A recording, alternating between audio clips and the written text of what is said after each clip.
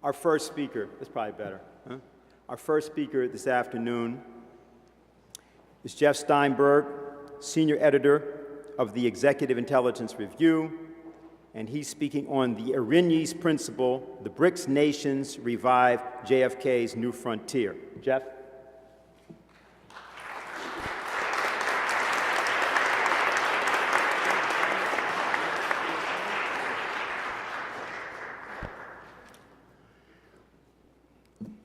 Thank you all for coming today and for participating in this, I think, extraordinarily important gathering. This, of course, is the 51st anniversary of the day that President Kennedy was assassinated, and doing a quick look around the room, it looks like there's at least a significant number of people, maybe towards the back of the room, who were alive that day and who I would suspect in every instance still have extremely vivid, almost minute-by-minute memories of where you were, how you reacted, how the people around you reacted.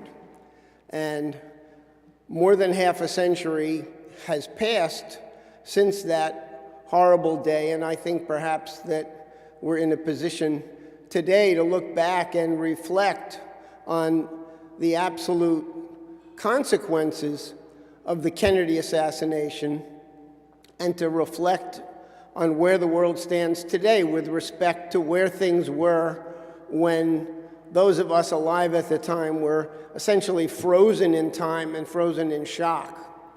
And there are very clearly, for the younger people here in the audience who were not alive during the Kennedy period, parallels, very vivid parallels, to the events of September 11th, 2001. Whether, like Terry Strada, you were immediately and directly, profoundly affected by those events, or whether you were a victim of those events in the larger sense, it's a similar situation. The memories are emblazoned as if they happened just moments or hours ago. Now, I think there are two elements of another aspect of what draws such strong parallels between these two great national and global tragedies. Number one, they were the events themselves. But number two, there is an overwhelming sense among people that in both instances, there was not only the horrid events of that particular day, but there was a further sense of perhaps even deeper betrayal insofar as the truth about what happened was, for the most part, consciously and willfully buried. And to this day, surveys among the overwhelming majority of the American people show that there's still a strong belief that we are yet to know the truth about the Kennedy assassination. And you'll be hearing later this afternoon from Terry Strada, and I suspect also from Ray McGovern, that the same exact thing can be said about the events of 9/11. In fact, it's very, very specific and concrete in the case of 9/11 that the crucial 28-page chapter from the Joint Congressional Inquiry report was buried under orders from the Bush-Cheney White House and continues to be buried to this day. So the American people have been deprived of some absolutely critical, basic facts about what's known in a select circle of the government about the events of 9/11, but which has been covered up. There are now dozens of members of Congress who, through a very intense political fight, managed to see those 28 pages. They were not allowed to bring pencil or paper or any recording devices or anything into the room. They were basically there under lock and key in a kind of a guarded vault, but they were nevertheless able to see the content. And universally, they've come out of that experience saying there's no justification whatsoever for keeping those facts hidden, particularly now, 13 years plus after the facts. Now, I think it's extremely important to reflect back on the achievements of President Kennedy during a mere 1,000 days in office, because it's the only vantage point from which to both reflect on why he was killed and to furthermore reflect on what was the consequence, what was the aftermath of his killing, and where are we today still living through that experience, and what are we now on the verge of in terms of some kind of at least beginning rectification of what was lost. I was a young teenager and when Kennedy was elected president, and there was a transformation of the country and of the world. There was a tremendous degree of optimism that had been lost for quite some time, but which was very quickly revived by the idea of having a young, dynamic president who was not just a pretty boy, but was somebody who had deep convictions and the courage to actually fight for those ideas. Had Kennedy lived, there's a number of things that I think certainly would have been very different about the history of the years and decades that followed. Number one, Kennedy was at the point, having gone through the experience of the Cuban Missile Crisis, where the world came precariously close to a thermonuclear war that may very well have become a war of extinction.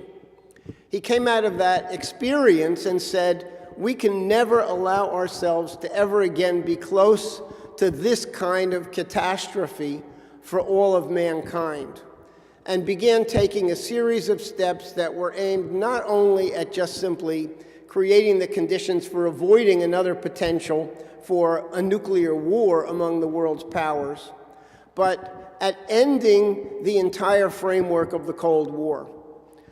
Some people who've studied Kennedy's career closely will probably recall that he gave an extremely important speech at American University in June of 1963, in which he basically said that relations among the world's great powers have got to be fundamentally changed. We've got to go back to something that was a cornerstone of American foreign policy from the time of our founders up through the first several generations of this nation's history, namely, as it was presented by John Quincy Adams in particular, that we will, first of all, not go abroad seeking dragons to slay. We will not consciously follow the images of the European colonial and imperial powers and look for adversaries where there are not necessarily adversaries. We will seek a community of principle among sovereign nation states that will each have their different national characters, histories, languages, and cultures, but out of a principle of shared respect for each other's sovereignty, we will work together. And so he was very much committed to the idea that the Cold War had run its course and it was time to bring it to an end. Just weeks before his assassination, he issued the first of what were to be a series of executive orders beginning the withdrawal of American troops from Vietnam. And what happened in the aftermath of Kennedy's assassination would have been a very, very different history.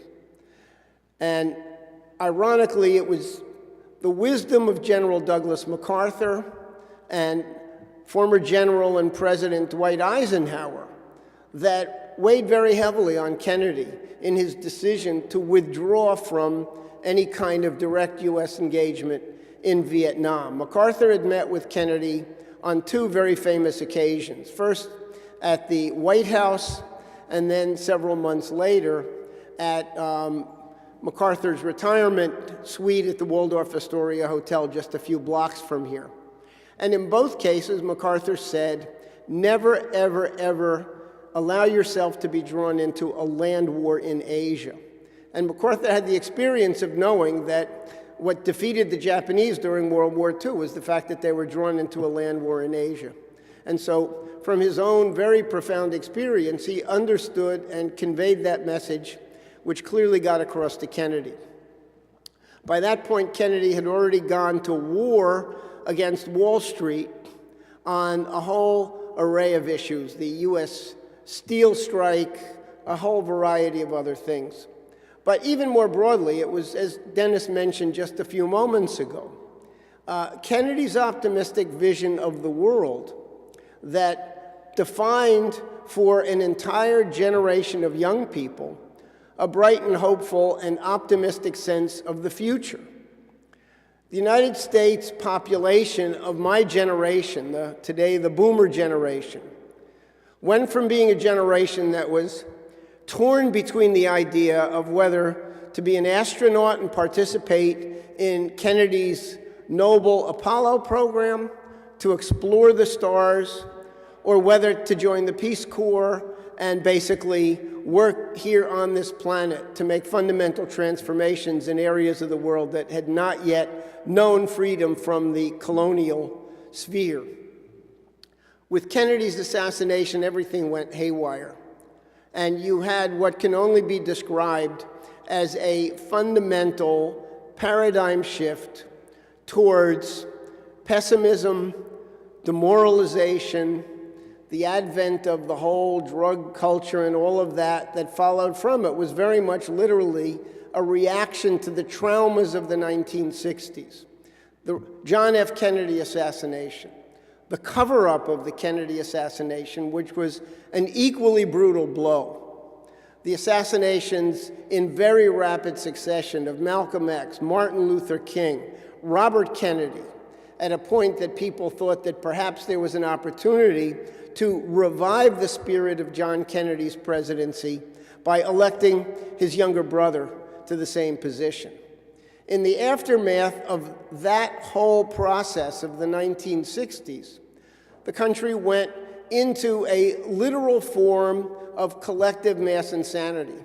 Ideas that would have been previously looked at as completely off the wall became acceptable and common sense. The idea of cheapest is best, the outsourcing of our entire industrial base, the downgrading of the value of science, all of these things have played out over a very long period of time, and the United States of 1963 and the United States of today are two very different places when you look at them from the standpoint of the kinds of achievements that were accomplished. The Apollo program of the 1960s could not be replicated today here in the United States. Yet there are other nations at this point that have reached a moment of truth where the existing system, the existing structures, whether it's the International Monetary Fund, World Bank, quote, Washington Consensus, or other forms of policy dictatorship, have run their course. They no longer make sense. You have just in the recent months, this year in particular, the emergence of an extraordinary shift from among a group of nations who were actually following the kind of vision that at one point in our history was uniquely associated with the United States. You've got countries that have a long history of conflict among themselves, ideological differences, ethnic hatreds, coming together because the world has become an extraordinarily dangerous place. Many populations are facing very precarious situations, and therefore, what we're seeing is a revival and reemergence of some of the kinds of bold ideas and policies that were characteristic and almost to be expected of the United States during the Kennedy period. You had an extraordinary meeting take place in Fortaleza, Brazil, on July 15th, 16th of this year. It was a heads of state meeting of the BRICS countries. That's Brazil, Russia, India, China, and South Africa. And at that meeting, those nations resolved to establish a new set of cooperative relations among themselves and to reach out to other nations as well. They formed an international development bank, the BRICS New Development Bank, with the idea of issuing long-term low-interest credits for the development of vitally needed infrastructure. And if you're looking at those 5 countries alone, you're talking about Eurasia, Africa, South America, a vast portion of the landmass of this planet. Between those 5 countries alone, you're looking at something like 46% of the world's population, land mass, GDP, critical natural resources. So in other words, a very large portion of humanity has opted to go back to the kinds of policies and principles that were characteristic of what John Kennedy represented as a unique leader among a handful of great presidents of this nation. So now you've got a group of countries, and the group has expanded. Egypt is now going through an extraordinary revival of policies that have been on the books for decades, but have been blocked from ever being implemented because the entire control over world credit and economic and monetary policy was in the hands of people who were adamantly opposed to the development of Egypt. In a matter of months, Egypt has launched an expansion project of the Suez Canal, has launched an ambitious project to complete the greening of the western desert of Egypt, where 10 million acres are in the process of being transformed from desert into perfectly viable agricultural lands for the building of new agro-industrial cities. It's rather extraordinary, and you talk to anybody in the leadership in Egypt today, and they will say that the reason that they are able to do this is because of the initiative that has come out of the BRICS countries.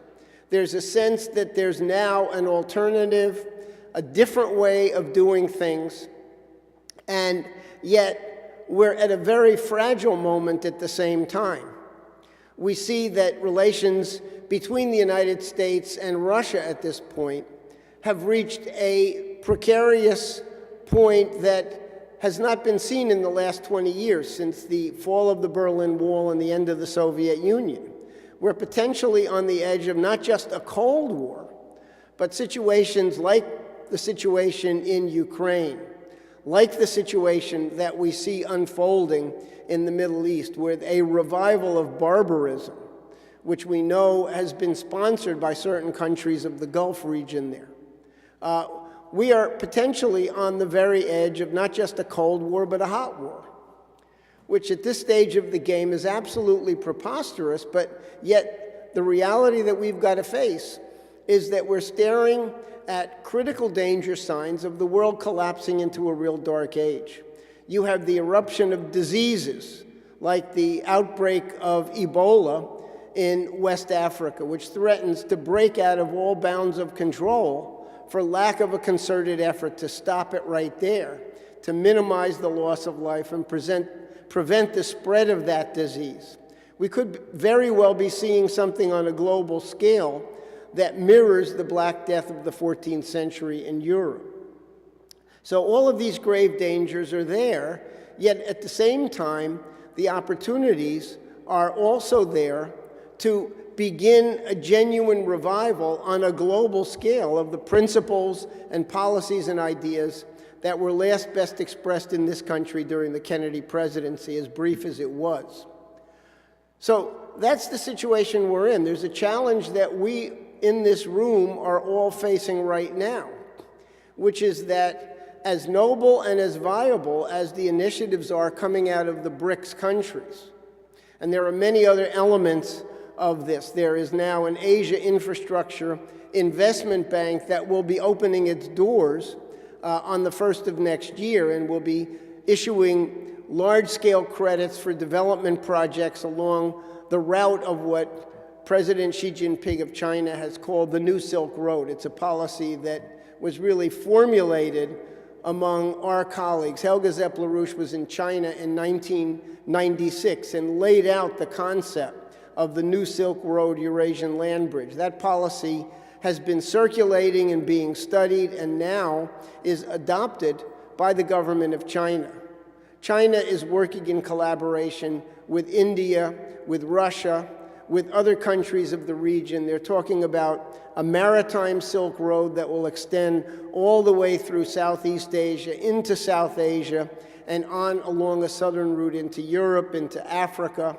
The potential is virtually unlimited, but I can assure you that if the United States remains in opposition to those policies, as is unfortunately the case with the current administration and the previous Bush administration, then the chances of those policies succeeding are greatly reduced. We have a moment of opportunity today, this being the 51st anniversary commemorating the assassination of John Kennedy, to literally turn the clocks back to a different time in our nation's history, when the ideas now embodied in the initiatives coming out of the BRICS countries were known worldwide as the American system. These were ideas, these were principles that were embedded in the tradition of this nation from the time of the American Revolution up through at least the first 100 years of our republic. We've got to basically lead a fight to win the United States back to those principles and those policies. And I think today, being the 51st anniversary of the Kennedy assassination, it's an important and, in fact, urgent moment in which to reflect back on that vision of the country and the potentiality that that represents, and to recognize that we've got to revive those ideas, and there's a better framework worldwide right now to fully realize those ideas than perhaps at any point in any of our lifetimes, at least since November 22nd, 1963. So I want to just leave it there, because there's a lot more to present today, a lot more to discuss, and we'll leave open for a question and answer period at the end to take some of these issues up in more depth.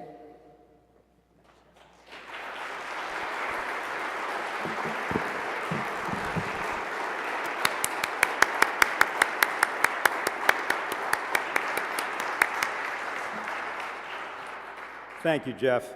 Executive Intelligence Review has just released a report called "The New Silk Road Becomes the World Land Bridge." I think this report is available either in the back or you can order it in the back. So for people who both want more information on this and need more, please get that report in the back. Go ahead if you want to. Sure.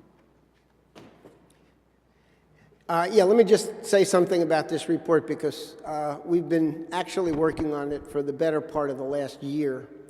And this really is a blueprint for mankind's advancement over the next 50 years. This is a proposal that goes way beyond anything that was presented by the BRICS countries or China or any of them so far, and really represents a multi-generational plan for mankind to finally live up to the potentials. Now, I'll let you in on a bit of a secret about how this report came about. I was in Asia, in Japan actually, in September of last year, And at that point, none of these developments that I mentioned earlier, the BRICS summit, the Asia Infrastructure Investment Bank, none of those things had happened. But it was very clear to us in discussions with some important people within the governing circles in Japan, and we had made similar discussions with some people in China. But we said, look, the world needs this. This is exactly the kind of blueprint for mankind's future that needs to be prepared and needs to become the subject for governments all over the world to work together on. And the people that we spoke to had a very interesting reaction. One of them was a former, very, very top figure within the Japanese finance ministry for decades. And the other person was a CEO, former CEO of one of the biggest corporations in Japan. And they looked at each other and they said, you know something? 20 years ago, if you had come to us with this proposal, we would have basically said, no problem. We would have sent you to a specific person in the Prime Minister's office to meet with. We would have sent you to meet with somebody in the finance ministry. And the machinery of government would have moved immediately to enthusiastically get on board and implement this program. They said the problem right now is that none of that structure exists. None of those people exist. We stopped thinking big. We stopped thinking that these kinds of things are even possible. And we said, we came to you precisely because we know that the structures don't exist, and we've got to work together to recreate them. And so when we began the work on this report, none of the developments that have happened in the last 6-8 months had yet transpired. There were no clear and obvious signals they were going to happen, yet we knew that this was the direction that the world had to go in. And we were confident that among leading nations of the world, there was going to be a recognition of this and that there would be movement on it. So this report was born before any of these events happened and has now been completed. And we're presenting this report in a very different world in which the prospects of actually realizing this vision for the future is right there in our hands, and we've got responsibilities to make sure that the United States is part of that process. So there was not only the horrid events of that particular day, but there was a further sense of perhaps even deeper betrayal insofar as the truth about what happened was, for the most part, consciously and willfully buried. And to this day, surveys among the overwhelming majority of the American people show that there's still a strong belief that we are yet to know the truth about the Kennedy assassination.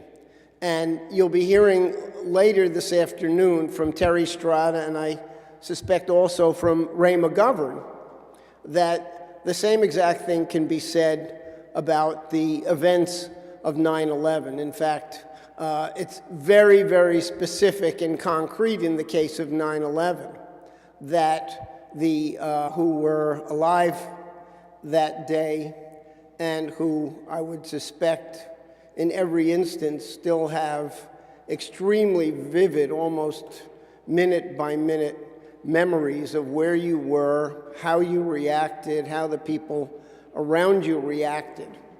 And more than half a century has passed since that horrible day, and I think perhaps that we're in a position today to look back and reflect on the absolute consequences of the Kennedy assassination and to reflect on where the world stands today with respect to where things were when those of us alive at the time were essentially frozen in time and frozen in shock.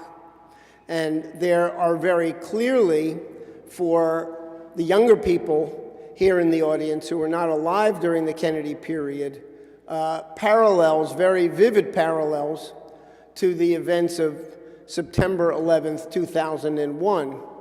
Whether, like Terry Strada, you were immediately and directly, profoundly affected by those events, or whether you were a victim of those events in the larger sense, it's a similar situation. The memories are emblazoned as if they happened just moments or hours ago. Now, I think there are two elements of another aspect of what draws such strong parallels between these two great national and global tragedies. Number one, they were the events themselves. But number two, there is an overwhelming sense among people that in both instances, a crucial 28-page chapter from the Joint Congressional Inquiry report was buried under orders from the Bush-Cheney White House and continues to be buried to this day. So the American people have been deprived of some absolutely critical, basic facts about what's known in a select circle of the government about the events of 9/11, but which has been covered up. There are now dozens of members of Congress who, through a very intense political fight, managed to see those 28 pages. They were not allowed to bring pencil or paper or any recording devices or anything into the room. They were basically there under lock and key in a kind of a guarded vault, but they were nevertheless able to see the content. Our first speaker, that's probably better, huh? Our first speaker this afternoon is Jeff Steinberg, senior editor of the Executive Intelligence Review, and he's speaking on the Erinyes principle, the BRICS nations revive JFK's new frontier. Jeff?